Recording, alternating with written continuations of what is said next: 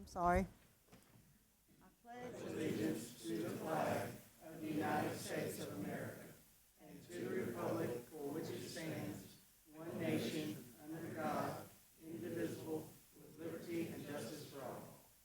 Jim, you want to do our invocation? George, thank you for bringing us all here tonight to make decisions on behalf of the city. Just help us to make the right decisions, glorify you. In Jesus' name, amen. Amen. Thank you.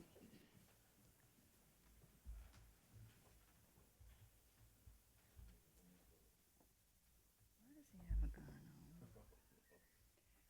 Okay, at this time, we'll have citizens' comments. Okay, Mr. Triplett, do we have someone to speak? Yes, ma'am. Mayor, at this time, we have Miss Camille Walker, 102 Brixton Circle, Carrollton, Georgia. Ms. Walker?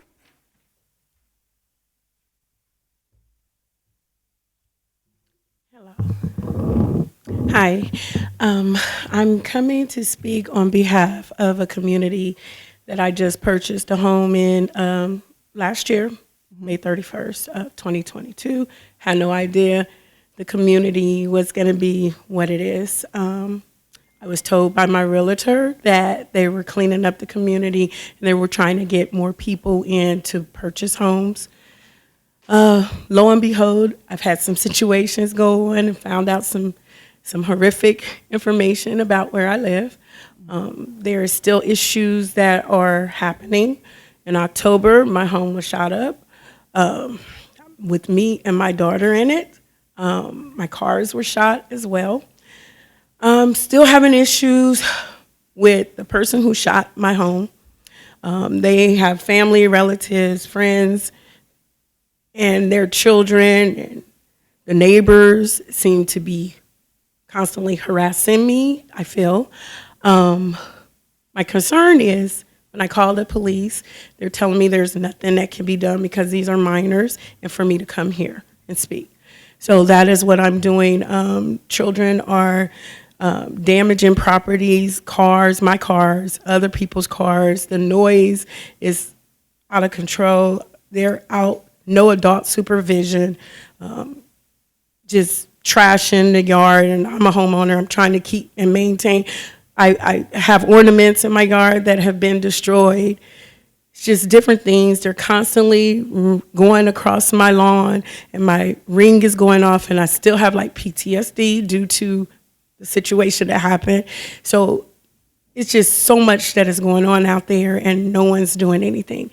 Then I'm told there's rezoning. I'm not getting information as to what that is about, what is about to happen out there. I don't know what to do.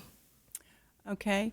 Well, Ms. Walker, I'm so sorry that you're having to deal with this as far as being a new resident in Carrollton, because I assure you that is not Carrollton. And what we'll do, if you will contact the City Hall, Mr. Brooks will be glad to answer your questions about the rezoning and those kind of things. And Chief Richards is sitting back there, and I'm sure he will make notes and take notes. We have a constant issue with trash out there. Councilman Waters can speak to that. We've fined people. We've added, stuff onto fees onto the water bills, trying to get them to realize that they've got to adhere to the city sanitation regulations. And as you can see, even with, fines and adding fees onto their water bills and those kind of things, it hasn't helped much. So, but that is an issue. We realize it's an issue, and we have worked out there for quite a while trying to get things better. And I am so sorry. I'm so sorry you're having to deal with it. But just call tomorrow. Just call City Hall, 770-830-2000, and ask to speak with Mr. Brooks, and he will tell you what's going on. Okay. Now Tell me I your do name have again. Is it Camille? Camille Camille Walker. Walker. Yeah. Have you and I talked before? No? No. Waters? Okay. No. I do have a question. Is there a noise ordinance? I've looked on. I'm new to Georgia Okay. altogether. So I've been trying to find the law and things of that nature with regards to nuisances, menacing, noise ordinance, because it's just Okay. I don't have no peace. Right. There is a noise ordinance, and if you go on our webpage, you should be, I think it's under government, under that tab, you should be able to find all of our city ordinances. Okay, I did find it the other day. So moving forward, because it's summer and I don't see it stopping. Like, Yeah. I see it getting worse. Like, even before I got here today, I was scared to leave my home because there was an issue out there with adults. Yeah. And someone talking about they were going to shoot. They didn't care who they're going to shoot out there. This is just before I'm coming in here. Okay, all right. So it's like the tension, I don't know what's going on. Something just, I don't know. What is going on out there? Well, I promise you, we will try to address it the best we can. We haven't had a lot of cooperation out there, but the city has even bought houses out there and moved police officers out there to try to help, but I don't think that has worked either. So, but we don't give up. Okay. All right. Well, thank you Okay. for coming tonight. Thank you.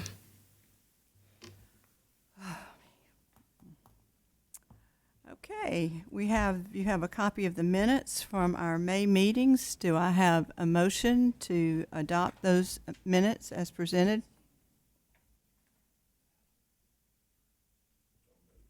I have a motion. Do I have a second? Have a second. Is there any additions or corrections to the minutes? Hearing none, all those in favor say aye. Any opposed? Same sign. Next item on the agenda is the mayor and council announcements and comments. Ms. Bridges, we'll start with you. Good evening. I had an exciting weekend. The Delta Sigma Theta sorority of Douglasville, which includes the Carrollton, Harrison, and Douglas chapter, hosted a Royal Regal Award this weekend at the WPA building here in Carrollton. I was nominated and honored to get one of the plaques, which simplifies honoring and impactful leaders in the community. And they nominated me. And one of the questions they asked me was, what does I think a leader means in our community? And I said, a leader should be selfless. They should do it with dignity. They should do it with love and unity in our community. And if we love equal always, and if we determine effective return, service and help and inspire people, and that was what leadership meant to me. And the second thing, I wanted to say that we had a lot of events going on in the city of Carrollton. It was awesome this weekend. The market night at Lakeshore was a success again, even though I was planning on coming, but I was detoured. But it's always a pleasure to know the things we do in Carrollton for our community is great. And the last thing that I want to commend our city city manager for doing a great job in the paper explaining about the tag and letting the community know how important it was to our community. And I want to commend you for that. And that's all I have. Okay, Councilman? I'd second that. He did a great job of explaining that to the community. Yeah, I understand it too. And he did a good job. Mr. Walker, that your story about what's going on out there, it breaks my heart. And I hope our chief of police and city manager can get a hold of you tomorrow morning or as soon as possible and try to find some solution for you. I don't know what it would be, but it breaks my heart. I'm sure it breaks everybody's heart. So, that's it. Okay. Well, I've had a really great day today. I got to go to the library and read to the summer reading program, and I was joined by our police chief and our fire chief and a fire truck and police cars and a motorcycle. Some of the children didn't make it in to hear the story because the fire truck was already there, so they were more enticed with it, So I understand I can't compete with flashing lights and big red fire trucks and police motorcycles, and I want to thank Chief Richards and Chief English both for helping me with that today. And the other great thing, if you went up or down Bradley Street around 10 o'clock, you saw the AMP just packed with little children, and they were watching the Cars movie. I can't say enough about our marketing department and all the things they've done.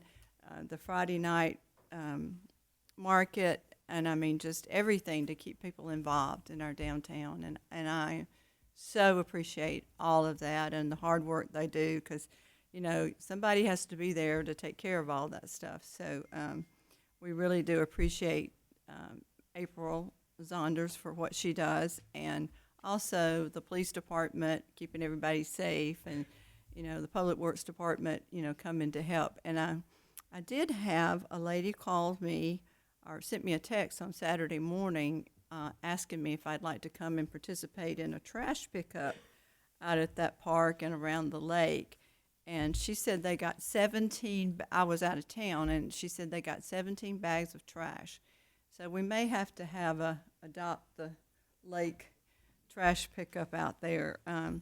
We're so proud of the improvements that have been made at Lake Carroll. I don't know if any of you have been by there lately, and the boardwalk's getting done, and the park is just awesome, and there's always children out there playing, and it's just really great. And we appreciate Councilman Ledbetter, who's absent tonight, but with his family, and having the foresight to make those improvements, and it's been really great. So that's all I have, but I do have, I want to congratulate Mr. Rich Stinson, who is the CEO of Southwire. He's on our Georgia Trend magazine. He was selected the most respected business leader.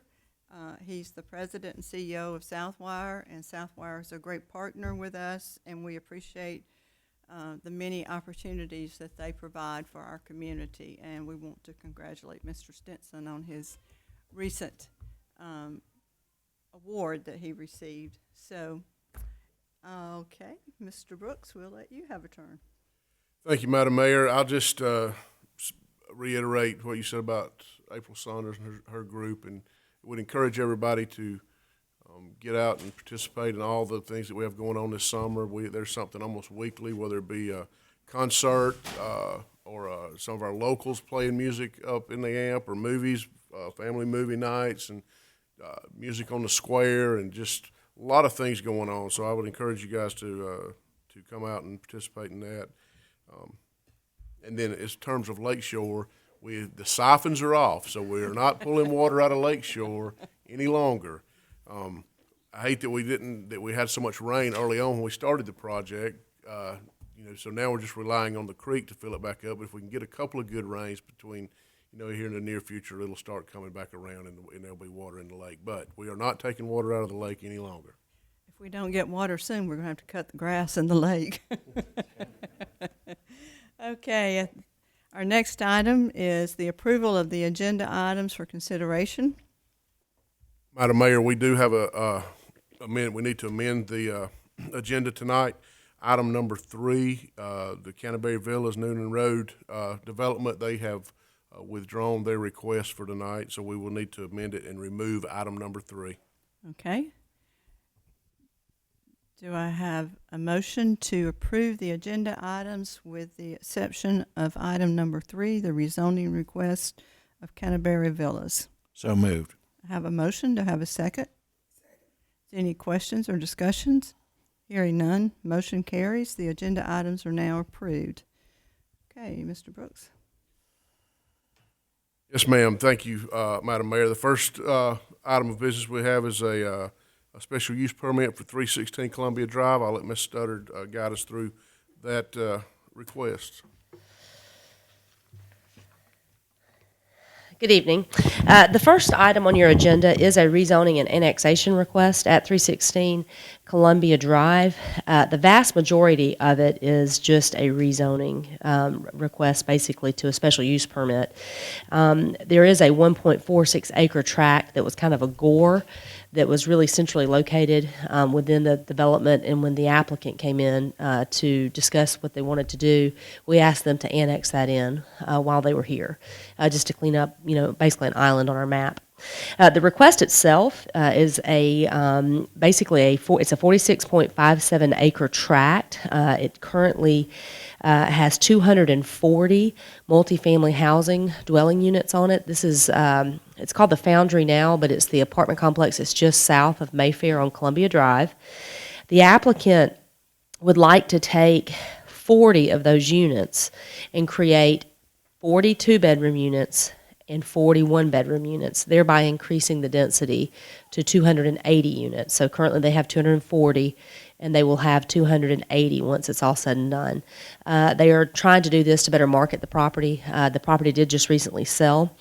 The Planning Commission reviewed this request. We reviewed the request, and we also asked the police department to review this request since it's such a significant apartment complex, just to see if there was anything that we needed to kind of button up while they were asking for this additional density. And so the three conditions that the Planning Commission recommended, they're also the staff conditions, are more related to kind of ensuring public safety for the community citizens. One is to repair the existing inoperable gates and provide law enforcement access. I think that's actually since been done since the Planning Commission meeting, but the petitioner can verify that. Number two is to install flock cameras at the entrance of the development. You guys, I think, have learned, we hear it on the news every day now, how important and useful of a tool the flock cameras have been for law enforcement. And then number three is to install security cameras in the parking areas. We did review some of their public safety calls through E911, and a lot of those have previously been in the parking lots. And so we thought that, having security cameras that the police could utilize if there is any sort of criminal activity would be helpful as well. Planning Commission reviewed it. They recommended recommended approval at a vote of 7-0. And I believe the petitioner's here if you have any questions. Okay, Erica, can I ask Erica a question? sure. Erica, can you tell us a little bit about the reason for all this flock camera stuff? And Sure. And I guess everyone understands what flock cameras are, but they're basically license plate readers. What we did was we actually went back and looked probably about 7 or 8 years ago.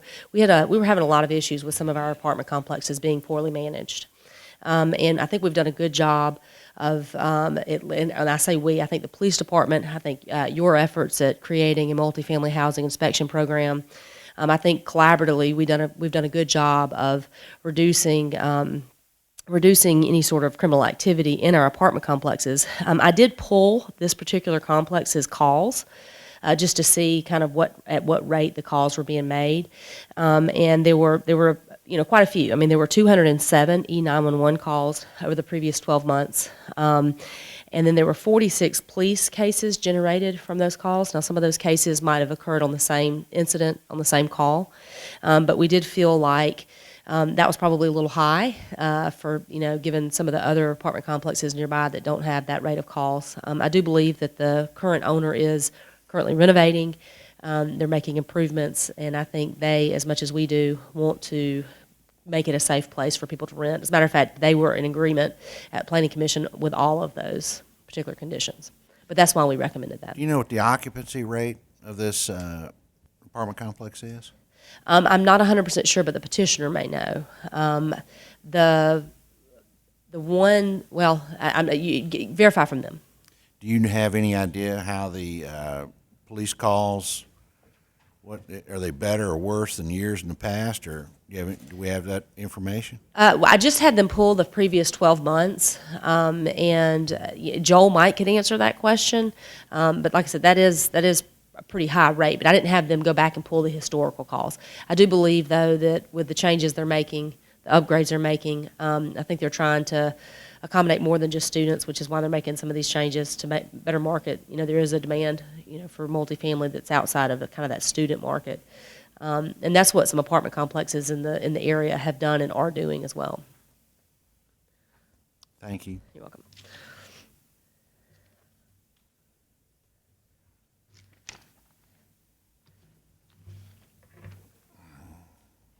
Mr. Fowler? I'm Joe Fowler, a lawyer in Douglasville. Let me introduce Mr. Jason Hatt.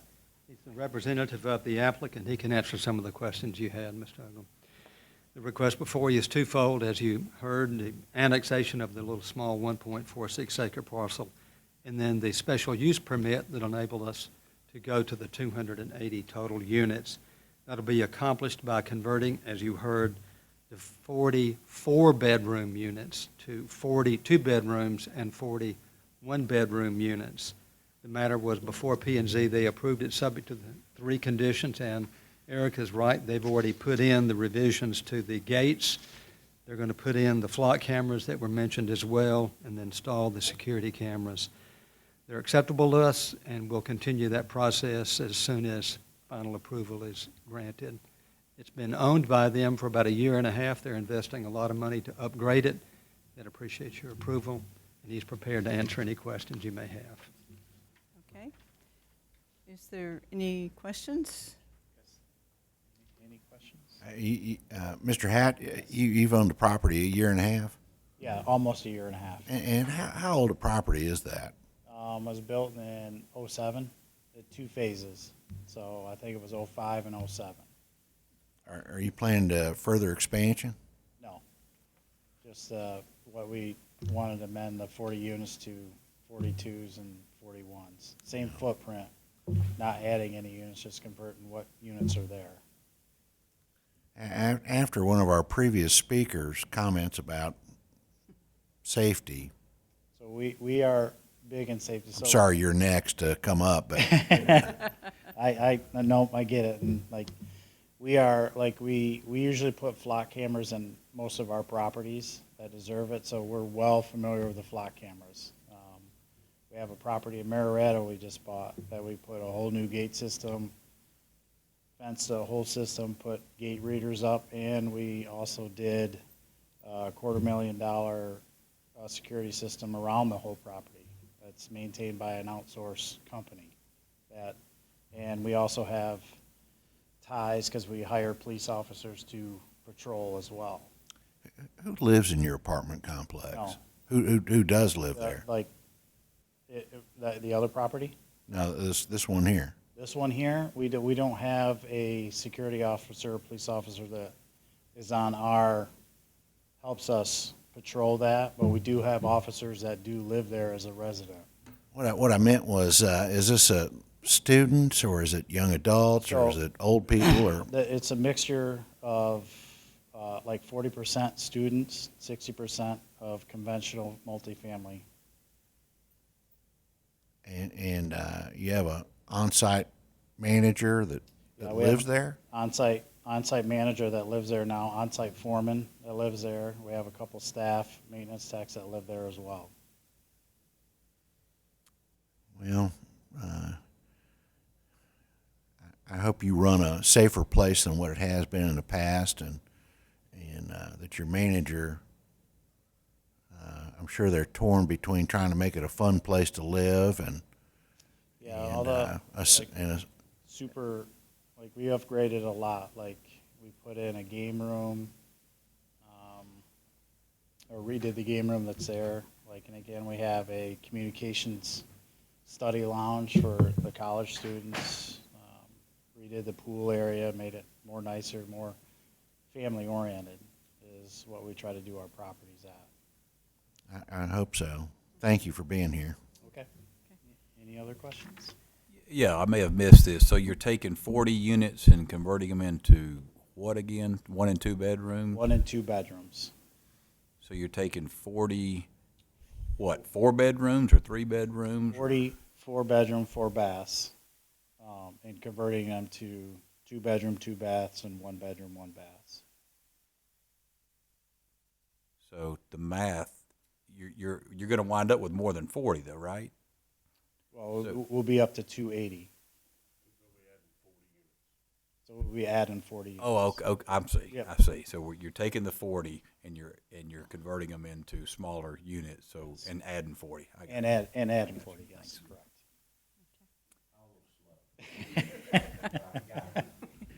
He's an engineer. You have to overlook him. Yeah, I got you. Mind if I ask a couple more questions? Mind if I ask a couple more questions? Mr. Hatt, there's 240 units presently, is that right? Correct. And you said it's a mix of about Tell me the mix again of who lives there. Like 40% college students, and then the 60% are residential. Now, these 40% students, they're renting By the bed. bedrooms. Yes. So you got 40%, you got 96 apartments full of students, approximately, Correct. and the remainder in locals and or non-students. Non-students, correct. Families, like we get a lot of Southwire corporate people come in, like they transfer some people in for a year, so they get a corporate unit there. I didn't know that. I'll ask Mr. Stinson about that. Yep. So we do like, and then we're heavily involved in UGA, so so now we got their girls basketball team is staying there. Working on we got half the football team. So Well, great. That's great. So the remainder of all these apartments that are rented to non-students, what's the procedure for that? for like a residential market for a family, it's just like going in, like if you're gonna rent a house. Or if they apply, like looking for a 3-bedroom, with the family and they have a couple of kids or anything like that. Are these rental assistance? No, So they're just paying straight up. yes. What's an apartment like that rent for? I'm not sure what the actual breakdown is right now for like our I think the bedrooms are $380 a month. That's by the bed for college. You don't know what But the markets, I think the 2s are $1,100. The 3s, I think, are like almost 13, and then the 2s are 11. The 3s are almost 1,300, I think. And do you know what your occupancy rate is? We're at 87%. 87? Well, like the reason we're down is because a lot of college students are moving out right now. So we're getting ready for our college term. So you anticipate being 100% full? After the college term, yeah, because we got pretty much everything pre-leased already. Well, congratulations. Yeah, it's a big market strategy. But Bob wants to buy your apartment complex, it sounds like. if they all ran this good, we would, yeah. But this one here, yeah, we just had to rechange a little bit because the admission went down a little bit, so we just kind of had to reposition the property to where, and then like as you guys mentioned before, there is a need for multifamily. How many other apartment complexes? Is this you or a company that you own, or? So it's a company I work with, like I'm a partnership with. We're out of Springfield, Massachusetts, so we own like all across the United States. Oh, wow. So where do you live? I live at Foundry right now, Do you? so I stay there too. How do you like it? Oh, I like it. It's good. haven't had any issues at all. Not having any troubles? No. Just no. Good. There's a No. tone. No, just, Now, after Mrs. Walker, I'm sorry, but after Mrs. Walker, we're going to go through some of these questions. Well, I agree. yeah. I agree. Well, we trust that you'll be a good property owner and keep a safe place for students and non-students alike, and minimize the number of police calls that have to happen out there. That's a lot. That's our goal. Have you met with the police department about this? No. No? I believe my property manager has reached out because I think we were wanted to do a like tie in with the police and then be able to be like what we do in Marietta with their police department is like there's a type of program we can get on to where we pay the officers to come patrol like at certain times and stuff like that. Well, I'd encourage you to get with our police department and work with them. We've got a great police department. They want to be it's easier to help you actively up front than it is to come clean up a mess. Okay, absolutely. Thank you.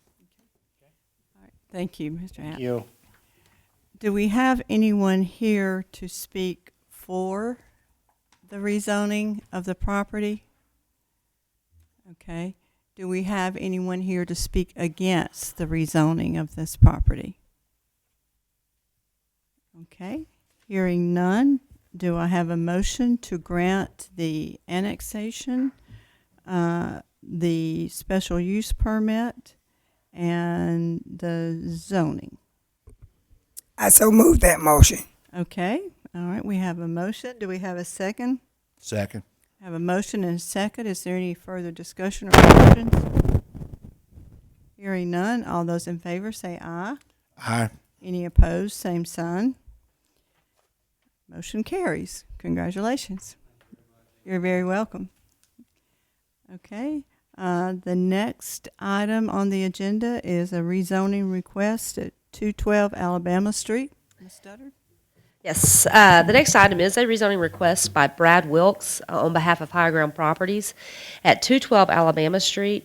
The request is to rezone a parcel from C2 to C1. C2 is our general commercial zoning designation, which is kind of the highway commercial. And then C1 is kind of our downtown central business district commercial.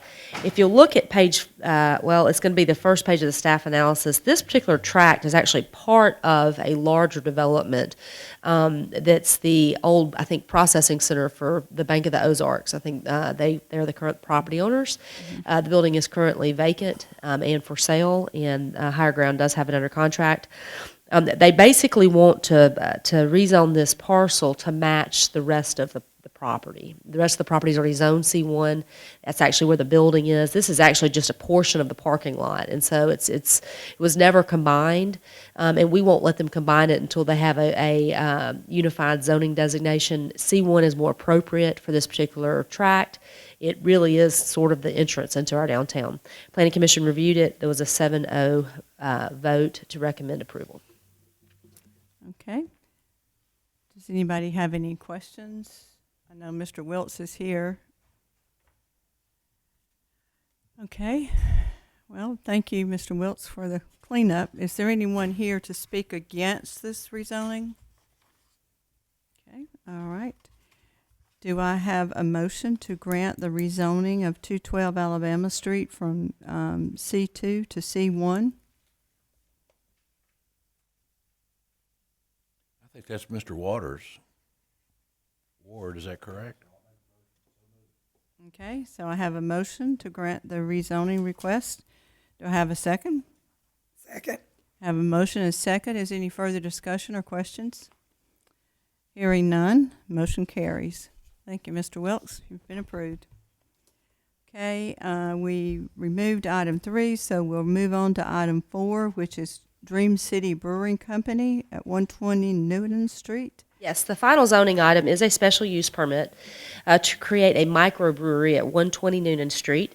Most of you are familiar with this, and it's been known as the Alley Cat for many, many years. Alley Cat is closing, and the petitioners are purchasing this property, and they intend to develop a microbrewery at this location. I think they actually refer to it as a nano brewery, but I'll let them talk about that because of the amount of beer that they're going to be manufacturing. We don't look at that differently in our ordinance, though, so we would just classify it as a microbrewery. The Planning Commission reviewed this request as well. They recommended approval at a vote of 7-0 as well, and the petitioner is here if you have any questions about their project. Okay. Go ahead, Mr. Pollard, and tell us all about your new business. Good evening. So we are planning to put what we would call a tap room brewery. It's a nano tap room. It is a very small, think local ties. Honestly, almost the same size in terms of production. All of the beer stays in the house. It never leaves on a truck to go anywhere. So no distribution. And the differentiation for us between what Local Ties does and what we intend to do is we intend to be open in the mornings because we're going to also be brewing coffee and tea and serving that during the mornings, and then that will stretch into the afternoon hours. when what we're hoping to provide the community that's a little different than what is anything else on the square now is a place for people to come together who might want to drink a beer and might want to drink a cup of coffee and wouldn't normally gather together to do those things under the same roof. So we really just think this is in line with what the city is about in terms of providing community spaces downtown for people to gather and to enjoy each other. We're excited to take a piece of the square and kind of bring it back to life and just provide some new life. I mean, do you have questions about what we're planning to do? I'd be happy to answer them. I don't have a lot. If you're familiar with Local Ties, it's very similar. We're great friends with Alex and Justin and Tori, and they're as in favor of this as we are. They're just excited. So, I do just have one question. Are y'all going to do is it crowlers? What, like they do? Yeah. So to go, like in cans to go. Yeah. We will sell some really limited in can to go beer, but not the kind that's going to leave the premises on a distribution truck.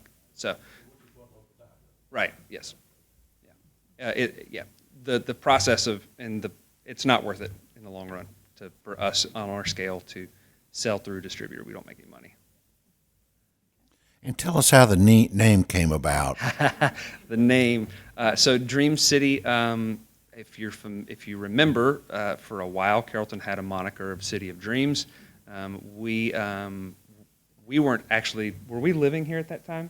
We weren't living here. We are locals. I graduated from Carrollton High School. She graduated from Central, and our families have all lived here.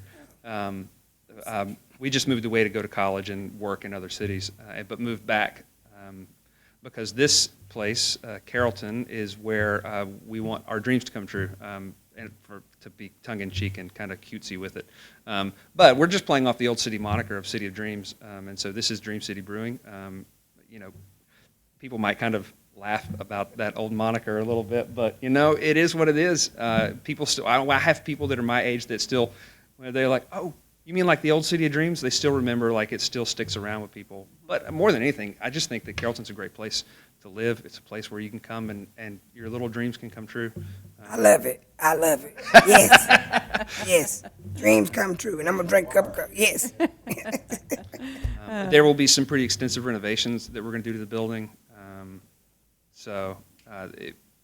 We're in process on the very early phases of that. Well, we've already purchased the building, so it's no longer the request says on behalf of Brian Crotty, but we actually own the building now. Okay. Yeah. All right. Isn't it true that your mother is a gourmet chef? Yeah. Yes. My mother would say that I'm the better cook now. I'm disappointed that we won't be doing a full-blown restaurant in there. But I ran a restaurant for a long time in Nashville, and I promised I would never go back into the restaurant business. My mom was the chef for the executives of Southwire for a long time. Back when Roy was still CEO. So we wish you much success. Thanks. Yes, we do. Thanks. We're excited. Yeah. All right. Do I have a motion? Oh, I'm sorry. Is there anybody here to speak against the special use permit? Okay. Do I have a motion to approve the special use permit? So move. Well, I'll tell you the correlation between this. She graduated from Central. Yeah. That's it. No. No. Okay. All right. We have a motion. Do we have a second? Second. Have a motion and a second. Any questions or discussions? Hearing none. All those in favor say aye. Aye. Any opposed, same sign. Hearing none, motion carries, and congratulations. Okay, the next item on the agenda, Mr. Triplett, is our 2024 budget public hearing. Thank you, Madam Mayor. Appreciate it. You should have in your agenda packets as well as a white paper draft copy of the FY24 budget. And this is the required public hearing. You will not be voting tonight. You will be final consideration and approval at your meeting July the 10th. We have duly advertised the budget in the local organ, Times Georgian. We've made copies available to the public. And before we get started, just as I always do, some thank yous during the process. We start this process in January of each year. Want to thank City Manager David Brooks for his leadership, guidance, and direction during the budget process. Also, I want to thank all of the department heads. They're the ones that do the heavy lifting in the budget process. Our job in finance is fairly easy. We organize the numbers, drop the numbers, but the departments, they come up with it. They're the ones charged in executing the budget day in, day out, 365 days a year. And all the years, they've done a great job. We expect no less in the coming year. I want to also thank Kevin, Assistant Finance Director, for his valuable assistance during the budget process. He has helped me to modernize and make the process more efficient. And I also want to thank Kevin for sitting in for me during your budget retreat in April. I was recovering from outpatient surgery, and you probably would not want to have been around me that week. So thank you, Kevin, for filling in for me. Before we look at any of the numbers, just want to kind of summarize our budget philosophy. Back in January, when City Manager Brooks, we convened to start the process, he challenged all of the departments that he wanted a flat budget for FY24 versus FY23. He gave us that benchmark number of $58 million for the three operating funds combined: general fund, water fund, and sanitation fund. I can proudly say that all the departments, they sharpened their pencils, so to speak. They looked at things inside and out, and they met this challenge. The budget that is presented to you for consideration, it is fair to say that it is representing absolute essentials that we're going to need during FY24, whether it be operating services, operating supplies, and any related capital equipment. Also in this process, the departments identified legitimate, valid needs, but needs that they felt like could be deferred to future years. And so they did a good job in differentiating between things that they had to have this coming year and then what they could push out into future years. So the capital equipment, the big dollar items, they're minimized in this budget, and all eligible capital requests will be funded through the 2021 SPLOST capital project funds. And as I said, this has been a little bit different. For the first time during the public hearing, we gave you basically a white working draft copy of the budget. Your final budget in the binder with the color graphs and charts and whatnot will be provided to you prior to the July meeting for your final review and approval. With that being said, Mr. Brooks gave us that $58 million benchmark to shoot for. The three budgets combined, general fund, water fund, sanitation, total $58,500,000. And so for a budget that size, the amount of employees we have, the amount of products, services, and equipment we have to purchase, we hit it pretty close.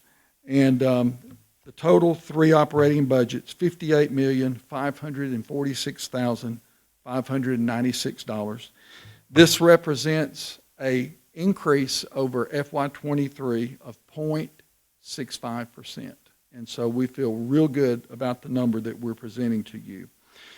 The $58,546,000 broken down over the three operating funds is as follows: general fund, $33,071,000.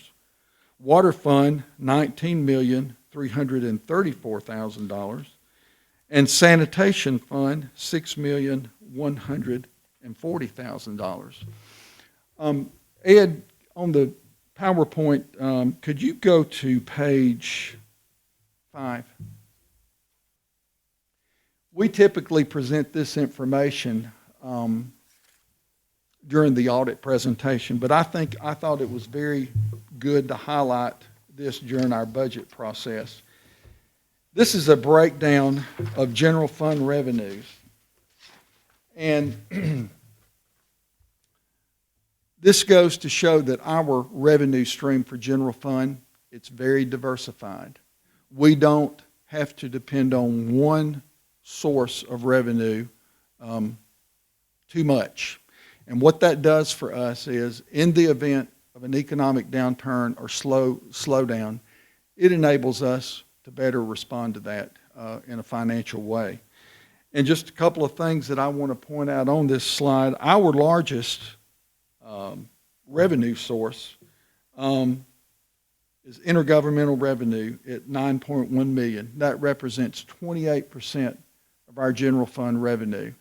Intergovernmental fund revenue, that's going to be fund transfers from the water. It's going to be indirect cost allocation from the water and sanitation, salary reimbursements from the utility funds for administrative overhead that the general fund pays.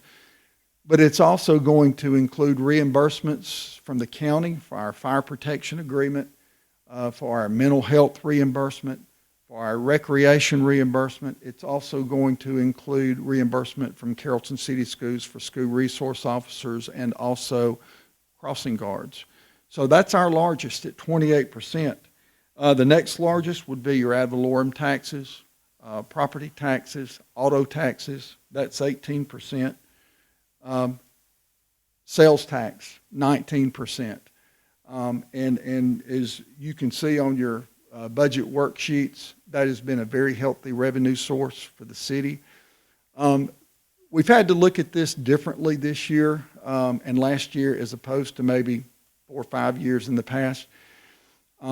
Good sales tax collections are an indication of a local strong economy, but it's also an indication of inflation costing individual consumers more to buy goods and services. We all have experienced that. So the good side is we're getting more revenue, but on the bad, it's not necessarily a bad side, but it's a side that we have to caution. Just like individuals, the city has to pay more for its goods and services as well. So it's kind of a double-edged sword for us. The other thing I would like to point out, our insurance premium tax at $2.2 million represents 7% of our revenue stream. Occupation tax at $1.6 million represents 5% of our revenue stream. So the point I was trying to make is we don't overly rely on one specific revenue source. And so we find ourselves well positioned from a budget and financial management standpoint. As I said before, we're budgeting property tax revenues for current and delinquent property tax at just over $5 million, $5,075,000. This represents a $400,000 increase, 8.6% over FY23. This budget does assume that the millage rate will remain the same at 4.49 mills. However, this is a guesstimate, these revenue estimates. We don't get our tax digest from the county until July, and so it's at that time that we'll start refining those numbers.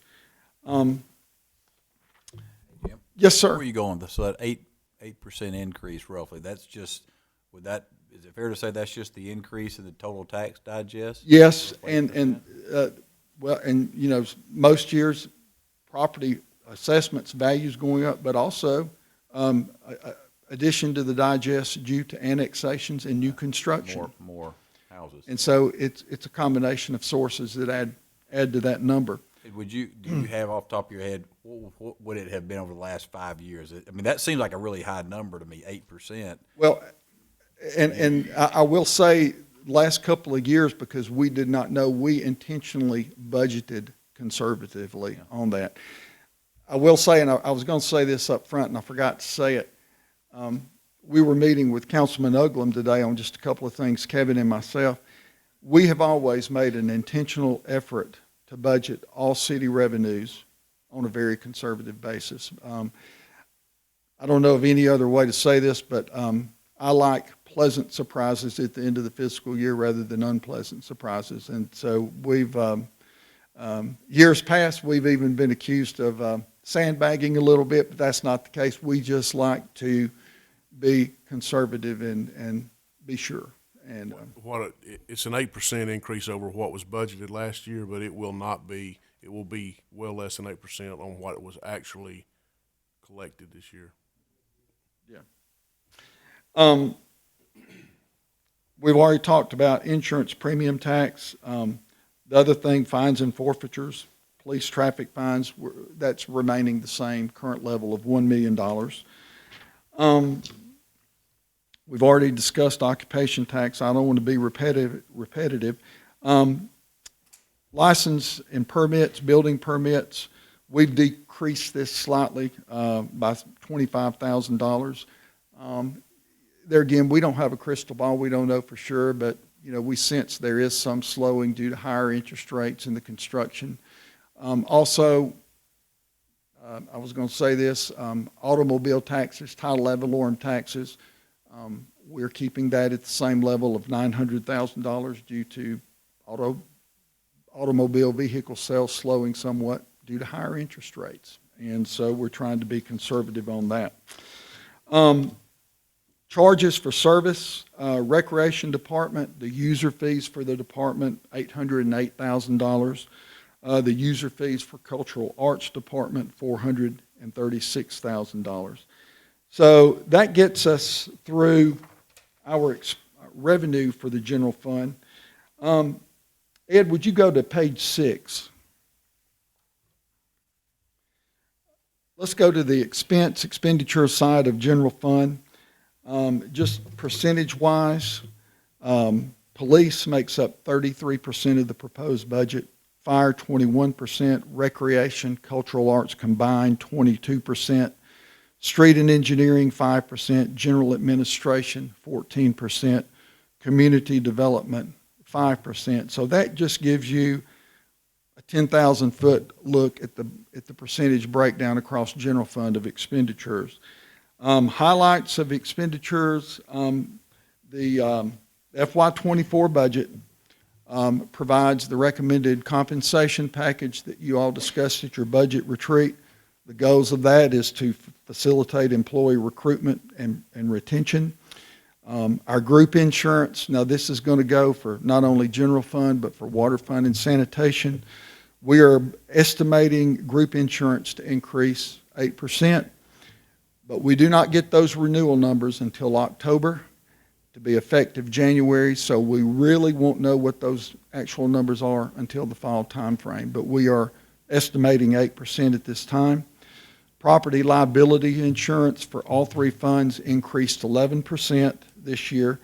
I don't remember us having any terribly expensive claims. This is just due to increased buildings and equipment that are on our insurance coverage schedule. Gasoline and diesel, I say this year in, year out, it goes up, it goes down. It's trying to chase a rabbit that you're never going to catch. And so we try to estimate it in the middle, something that we can work with and deal with it.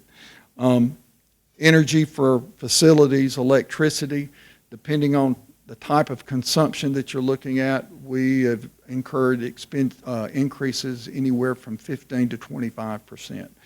And so we've been having to deal with that aspect as well. So I think that is the summary of general fund in a nutshell. So at this time, we'll move on to our water fund.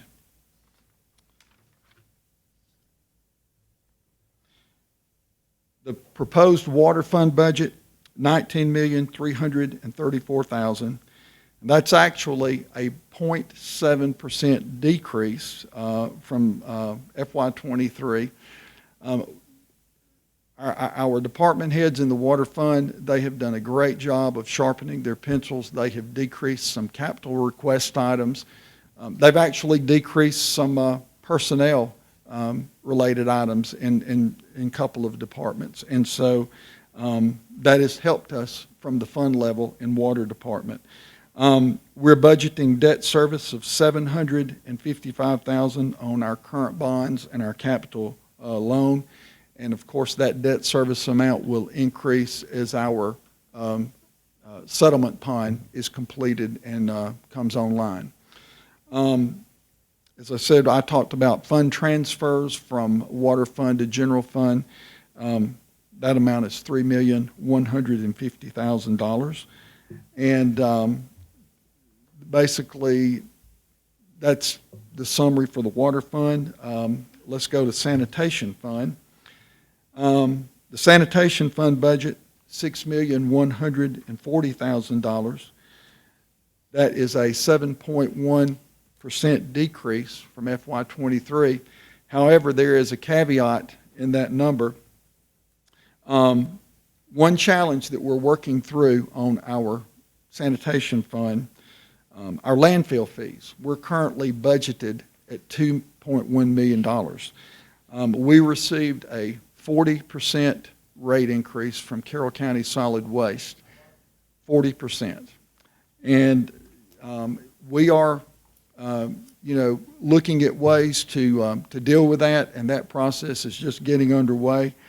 But primarily, the decrease at the fund level, we, in order to pay this increased landfill fee, the amount of money that sanitation would usually reimburse general fund for administrative salary and overhead, we basically had to eliminate that reimbursement in order to pay our increased landfill fee.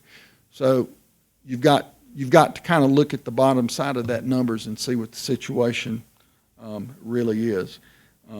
And for water and sanitation, as I said, the same highlights for salaries and insurance, property and liability insurance. One equipment highlight from the sanitation fund, we are going to proposing to purchase a new garbage truck, sanitation residential truck, and the debt service for the new truck is reflected in the sanitation budget. I think Mike Green, Public Works Director, was saying last week that he anticipates delivery of that truck in October of this year. Much needed piece of equipment. The decrease in the salary and benefits reimbursement to general fund that was made necessary by the increased landfill fees, that totaled $476,000. So that basically gets our three main operating funds. Our special revenue funds, hotel motel tax fund, we are projecting budgetarily $960,000. This fund is completely funded by the 8% hotel motel tax. If we keep going like we're going right now, we will beat that 960. We will top over $1 million fairly easily. So that shows the healthy tourism in our community. Yes, sir. Has that number exceeded the pre-COVID numbers? Oh, yes. Is that right, Kevin? Yeah. Down to about $700,000. I'm talking about pre-COVID. Yeah, Pre-COVID, we were in the 750 to 800 range. Yeah. So we're beyond that. And that's, again, because the cost of hotels is going up, just like everything else with inflation. So 8% of a larger number is a larger number. And it bounced back quick. I mean, it was not gradual. It was like overnight. And like I said, that's the sole source of funding. And the purpose of that special revenue fund, restricted as to use, it funds tourism, product development initiatives, and also it fulfills our contractual obligations related to tourism with the Chamber of Commerce and the Carrollton Convention and Visitors Bureau. We have some smaller funds that we're going to be putting in your final pack. You appropriate that money every year. The Hazmat Fund, $3,500. The LMIG Fund, which is a road improvement fund, state grant funded, restricted to certain type road projects, $300,000. And then you will have the drug seizure fund that Joel Richards and the police department, they maintain and manage. And that we're putting in $100,000 for that. But, sometimes we have to amend that because that is driven completely by the amount of drug seizures that happen within a fiscal year. So that's basically the summary of the budget you have. I'll be glad, Kevin and I, answer any questions or comments that you may have.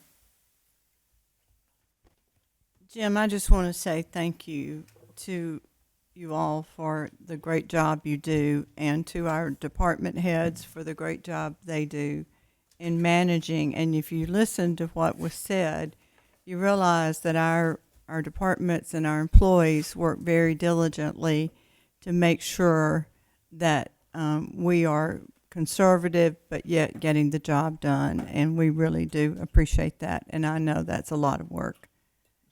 And, you know, I just want to say the other thing, too, is with Jim and everybody else that's here, and I'm sorry, I failed to mention this earlier.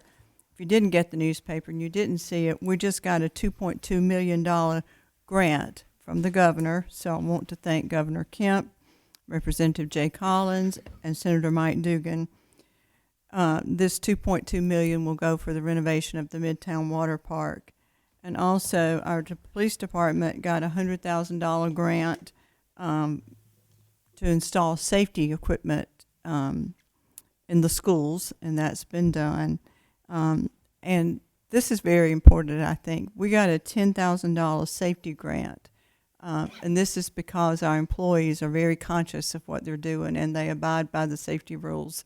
And we didn't have anything that this comes back from our insurance company, but we received that $10,000.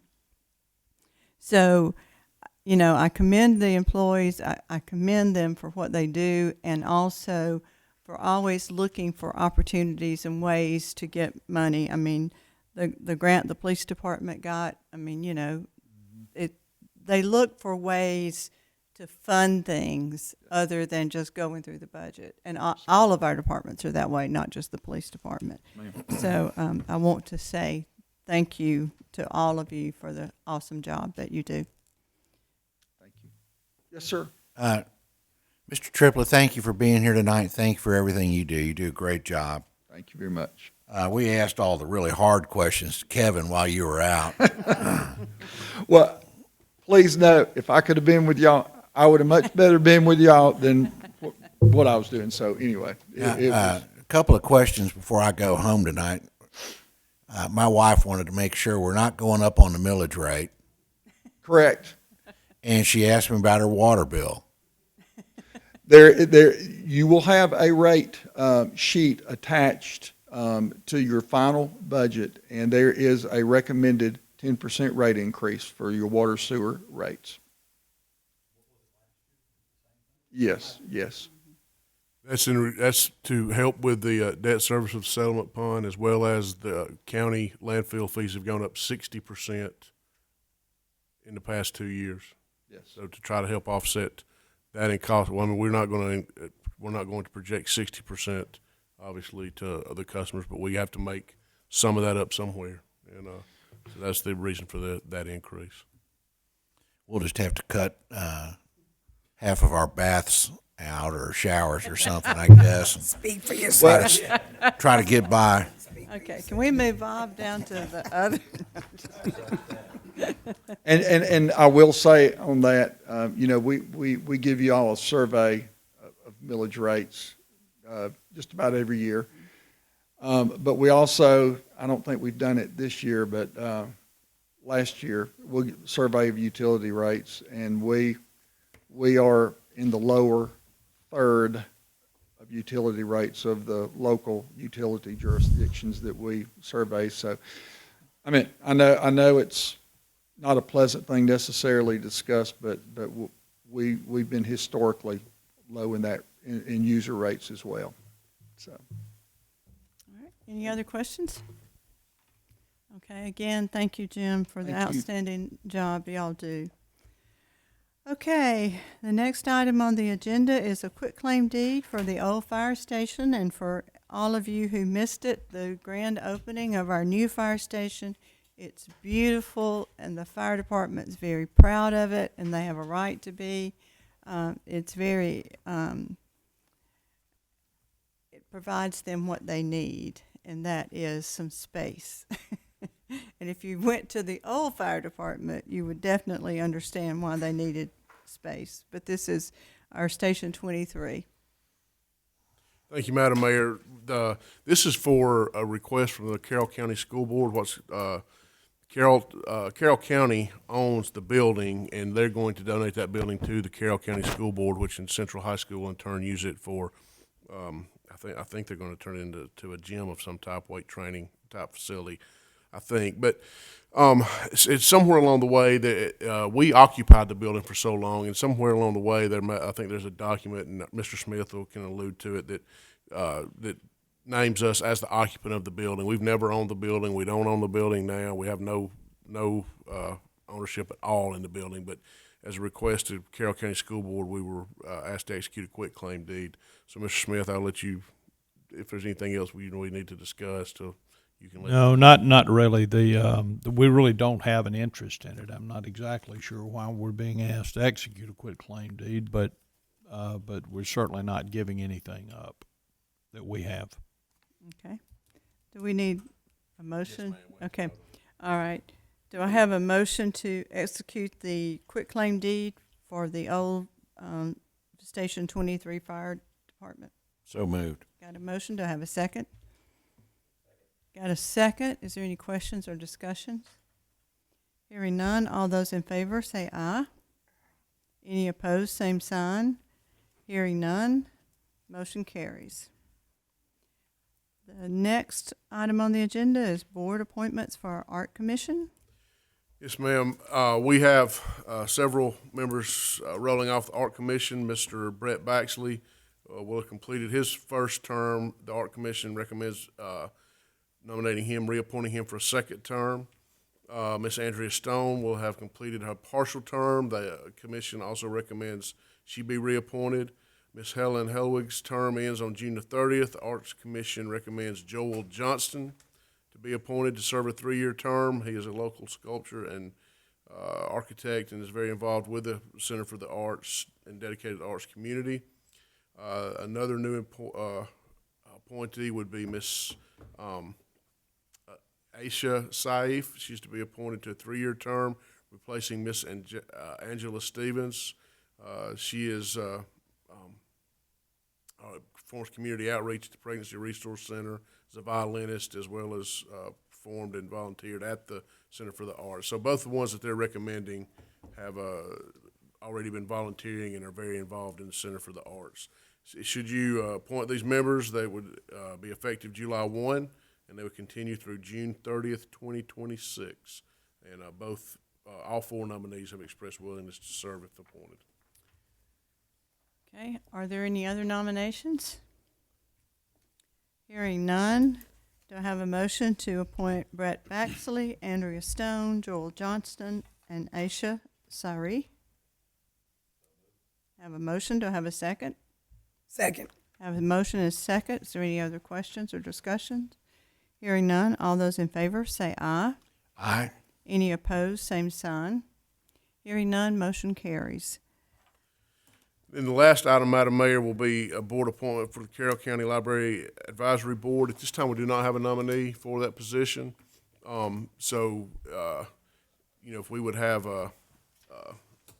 some consideration, if y'all would get us some names and for the possible work session, next work session. If not then the July meeting.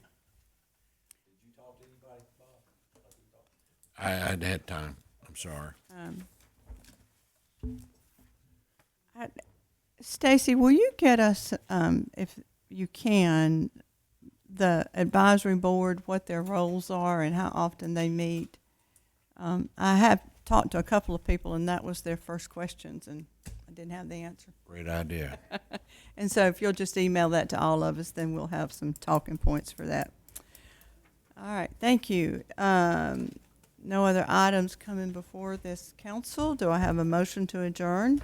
So moved. Have a motion. Do I have a second? Second. Have a second. All those in favor say aye. Aye. Any opposed, same sign. Hearing none.